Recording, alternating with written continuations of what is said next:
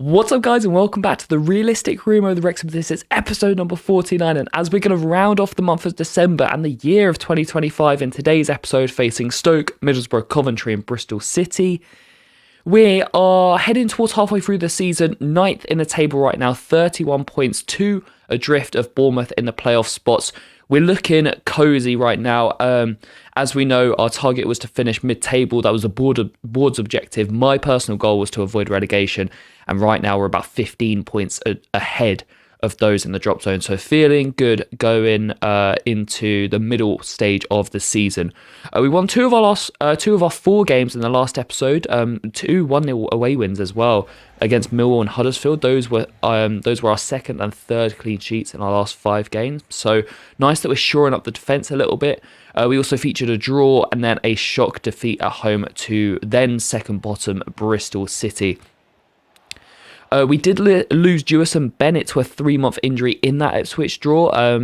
And Mullin also got injured, but luckily it was just a 5-dayer. But with Fish and Evans out and Brown leaving after today's episode when the January transfer window opens, the squad's looking a little bit thin. So get your transfer suggestions in now. We're going to have a little bit of money from the Smithies and Brown sales, and then I'll try and offload a couple other players as well. But get your transfer suggestions in below for the next episode, when it will be episode 50 as well. We're going to play a bumper episode where we're going to feature the entire month of January as well as the January transfer window as well. So get your transfer suggestions in. I'm thinking we probably need a centre mid or two.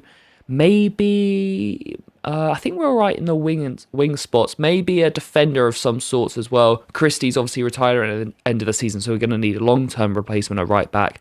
But yeah, get those transfer suggestions in. Anyway, heading into the first game of the episode, and it would be Stoke at the Racecourse Ground. Stoke 18th right now, 8 points adrift of the relegation zone. So they're sort of in that midfield pack that just sort of lingering there. We were unchanged from the side that beat Huddersfield in the last game of last episodes. And to be honest, not just the first half of this game, but the entire game, we were peppering the Potters. And the Stoke keeper made a couple of good saves, but we would take the lead. Alfie Devine's cross to Elliot Lee. I thought he was offside, but there were 2 players at the far post who kept him on. And those 2 linking up. And they've been 2 of our players this season. You would have seen Ian's comment. I asked last episode who your player of the season's been, who your transfer of the season's been, who your young player of the season's been. And Ian said player of the season is probably Elliot Lee, and his signing of the season was Alfie Devine. So those 2 linking up for the opening goal there. Really nice finish from Lee on the volley. You would have seen the title, obviously, goal of the season in this episode. That wasn't it, although that was a nice finish. But despite a late push from Stoke, we would see this game out 1-0. That was our third 1-0 win in the last 5 games. So we're really grinding out these results right now, even if we're not performing to the best of our standards. 3 points on the board is what matters, and we get another 3 points here, which take us closer to the top 6. And could we potentially get promoted this season? Maybe back to back promotions, I guess. We're up to 7th now, really close to Bournemouth, as you see. Stoke still have a healthy gap to the bottom, and then Sheffield United leading the way. Tight battle there for the title between Sheffield United, Watford and Southampton. As we see Jesse Smart, one of the youth players that we promoted recently, put up for loan. Sutton United came in for a loan to buy deal, as clubs normally do. We delegated to, we wanted a 2-year loan deal for him to go to Sutton. And I actually hope that goes through, because we had Andrew McAllister go in there as well, another youngster that we have that we've promoted recently. So it'd be nice if a couple of our players could, go to Sutton. Maybe they could become a feeder club for us. So yeah, hopefully Jesse Smart will accept those terms and he'll join Sutton in January. We had some more unrealistic loan offers for some of our youth players, and then you would have seen the news there, Tom Bradshaw back in training after 7 months out. We haven't seen the forward since the playoff semi-final where he got injured. He is retiring at the end of the season, so hopefully he will feature in some aspect. Obviously, Mullin is our number 1 striker. Tom Williams has been pretty poor recently, so maybe Bradshaw will take his place on the bench. Who knows? But as we head into the second game of the episode, it would be Middlesbrough. Currently 10th right now, our Borough 3 places behind us, but a win will take them above us in the table. So we're in that really tightly congested midfield pack that are pushing for playoffs. I just want to say as well, a great job for Michael Carrick what he's doing at the Riverside. They had an awful start to the season. I don't think they won any of their opening 7 games, and it would have been really easy for the board to sack him there, but they stuck with him, and now Borough are pushing for the playoffs as we enter the back end of the season. So fair play to Michael Carrick. He's doing a great job there, and one of their their young prospects, Morgan Rogers, giving them an early lead after a nice pass from Latte Lath. Well, 15 minutes on the clock, a bit of a scrap in the middle, but it eventually finds Jacob Mendy, who drives into the box. What can Mendy do here? He's got Vatter at the back stick. It comes to Vatter. Oh my God. Well, there it is. Goal of the season. My word. I know that we still have, half a season to play, but I just don't think we're going to score a better goal than that. Mendy drives into the box. He crosses it to the back stick, and Vatter on his left foot pings an absolute worldie, a bicycle kick into the far corner. What a way to level in this game. And sorry to cut away from the immersion, but I had to watch this replay again. The technique is just beautiful. He hits it back across where the keeper's running, so he just has no chance into that far corner. It's just such a nice finish. Mendy picks him out with a beautiful cross. Vatter gets up. It's Alejandro Garnacho-esque. It was just such a good goal. Goal of the season contender. Goal of the season for me. I feel like that's it right now. You can close the competition. I don't think we're going to see a better goal than that. Well, Morgan Rogers would almost get his and Middlesbrough's second goal of the game, but for a really good save from Wes. And then we would get to work down the other end. Lee to Alex Lowry. And can he finish? Yes, he can. What a finish. Keeper didn't even dive. Pinpoint accuracy from Lowry, and that is in the top corner. And we went from almost being 2-1 down, but for a great save from Fotheringham, and we lead this one 2-1. 25 minutes in, and we've seen 3 goals already, and something tells me we are going to see more, as Latte Lath now does Aaron Hayden with a little drop of the shoulder, and yeah, we are tied 2-2, 5 minutes to go. What a crazy game this has been. Latte Lath with a goal and an assist. He is running right now. As a cross comes in, Paul Mullin, oh my God! Oh my God, the Borough keeper denies us a second bicycle kick in the same half. Wow. Mullin controls it on his chest and pings a beautiful bicycle kick, maybe better than Vatter's, and then the ball ends up in the net anyway. Mullin grabs the goal. Whoa, I thought it'd be another M&M connection, Mendy to Mullin, but they've actually given it as an own goal. Don't really understand that one, because the header was on target anyway and the player just got a touch to it, but it goes in anyway. Regardless, I am happy with that. We are leading 3-2 in this topsy-turvy game. And then into the second half, we were immediately on the front foot, forced the keeper into a good save. We recycle the ball, and Alfie Devine, he's been an absolute goal threat right now. 3 episodes in a row with a goal. I think that's 4 or 5 goals in his last 10 games. He's been phenomenal. Great weak foot finish from him, and we lead 4-3. But that man again, Latte Lath, will not give up hope, and Borough are back to within a goal. He grabs his second goal of the game, his third goal contribution of the game, and it is all Borough as we enter the last 10 minutes of this one. Engels, well, he scored an own goal to give Wrexham a 3-2 lead. He has just leveled it up 4-4. My word, what a crazy game. 8 goals, so many great goals as well.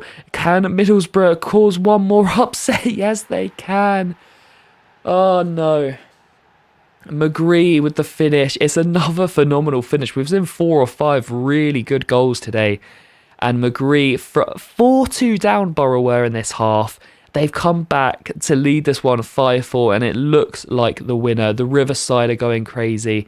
The ball's just rolled onto him, and he just runs onto it perfectly, and Fotheringham with absolutely no chance. That one is in the top Benjamins. And Borough would win this 9-goal thriller 5-4. I feel bad for Rocco Vatter, man. Guy scored a goal of the season, and he's not even on the winning side. Wow, disappointing that we lost that one, especially because we led a couple of times, and we led by 2 goals in the second half. But you will just have crazy games like that sometimes where you just can't really control anything. Latte Lath was all over us, 2 goals and an assist for him. Yeah, and some worldies in there as well. Engels scored the leveller after scoring the own goal. Lowry's goal was brilliant. Mullin almost scoring a bicycle kick as well.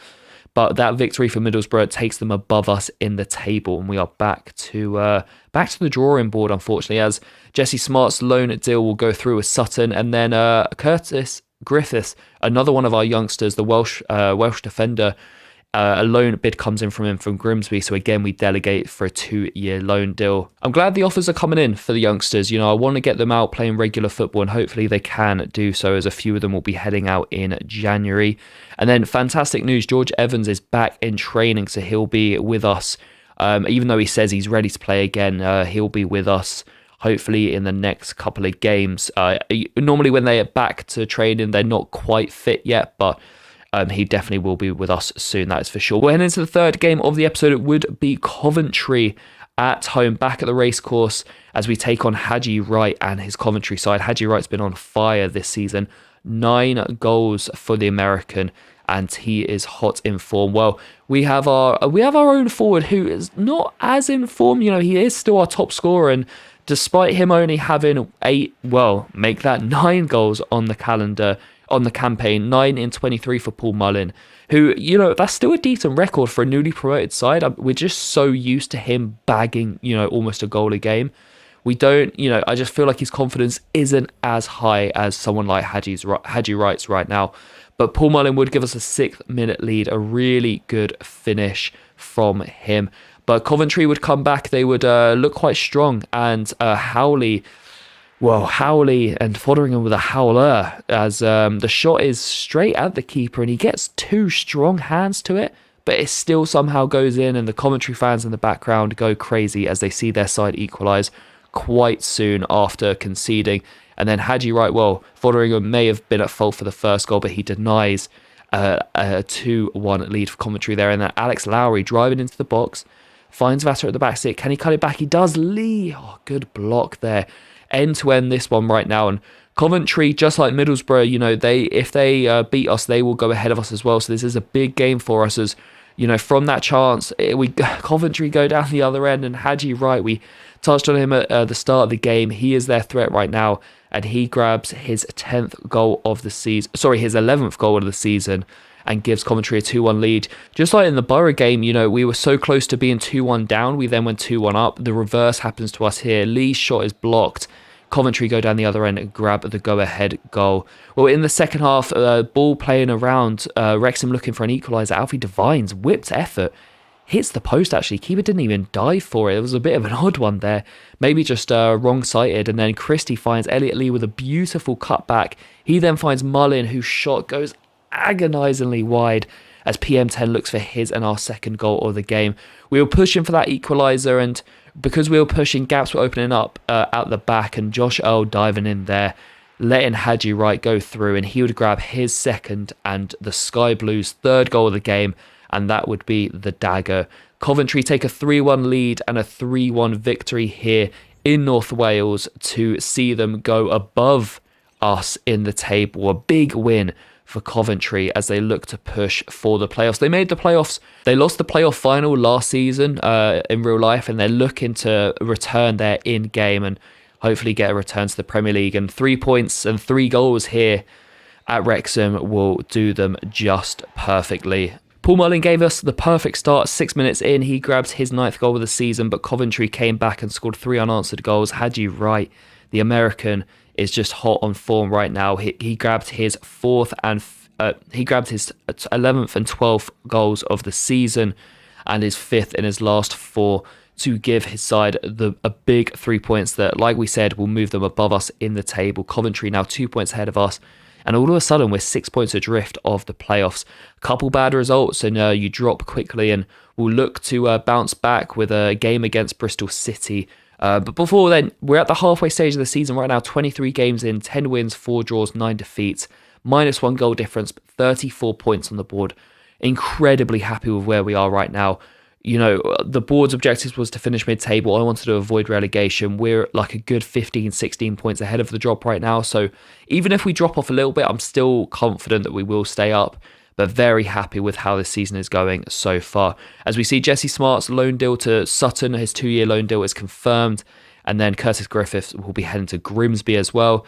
As we see the England Youth Scout, a scouting update, there are 5 or 6 players that we will continue to keep our eyes on in the next couple months. Well, heading into the third game of the episode, it would be Bristol City away from home as we look for redemption after the Robins shocked us at the Racehorse Ground with a 1-0 win where they were currently 22nd.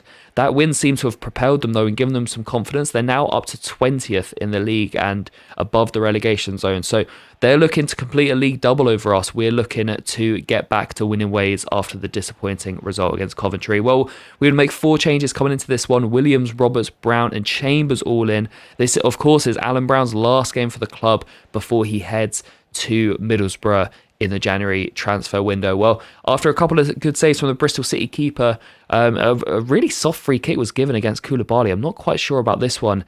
And Alioski, the former Leeds player, would line it up a good 20, I think it was about 26 metres out this. Alioski, the left-footed wizard, oh my God. He has absolutely smashed it in, and Bristol City have a 1-0 lead against us again.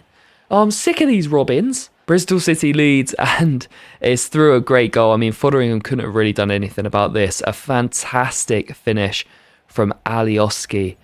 Free kick, whipped in, the curl, the power, the bend, 26 metres out, over the wall. I'm not sure what the wall was doing there, splitting up. But Bristol City would take a 1-0 lead into the halftime break. Going into the second half, Paul Mullin would try and take it upon himself to get us back into this game, obviously playing in a deeper cam role today behind Tom Williams. He was his fitness was running low after playing so many games recently, but I can't not start Paul Mullin. But unfortunately, he couldn't get the better of the keeper there. And then Patrick Roberts with an acrobatic effort. I mean, what is with the team today? Wanting to show off the flair and get those bicycle kicks in. He almost scores our second bicycle kick of the game. But unfortunately, his effort goes over. And then Josh Earl picks up a yellow card for a rash tackle. And then 10 minutes to go. Ali is one-on-one with Josh Earl. He plays it back. Ali then receives it again. And Josh Earl takes him out. The ref redeems it a foul. And, well, we've got away with the one there. That was definitely a yellow card on its own. The fact that Josh Earl was already on a yellow card, we have been saved there. He should have been off. Josh Earl, you are one lucky son of a gun as we avoid our 4th red card of the season, I think, and what would have been a 4th for a centre-back. The Robins would double their lead, though, and they would see this game out, a 2-0 win for the Robins as they complete a league double over us. And despite their league position, I hate playing Bristol City. 2 games, 2 defeats. We haven't scored a goal against them. And we were dominated in both games as well, I'll be honest. You know, I always try and show the highlight packages as fairly as possible. I don't want to, you know, sort of cover up any sort of games where I've been, you know, dominated or I've played poorly. I try and make it look as fair as possible. And Bristol City, once again, dominated us to send us to our 3rd defeat in a row. And we're now dropped to 11th. All of a sudden, you know, at the start of the episode, we were looking at the playoffs, and now we're like 8 points adrift and down into 11th. So it's as quickly as that things can turn around. But overall, still happy with how the season's going. We're looking strong right now. We have got the January transfer window coming up. So let me know your transfer suggestions in the comments. Get them in before the next episode, because we will be doing a bumper episode for episode 50. We're sat in 11th right now. Maybe we need a striker. Paul Mullin hasn't been firing as much as he normally does. Do we need to replace him? I don't think we need to replace him, but he is now, you know, past 30, so we are going to have to think of a replacement soon. Let me know in the comments your transfer suggestions. As always, I hope you're enjoying the series, guys. Drop a like on this video if you are, and sub to the channel if you haven't already. I'll catch you in episode 50 very soon.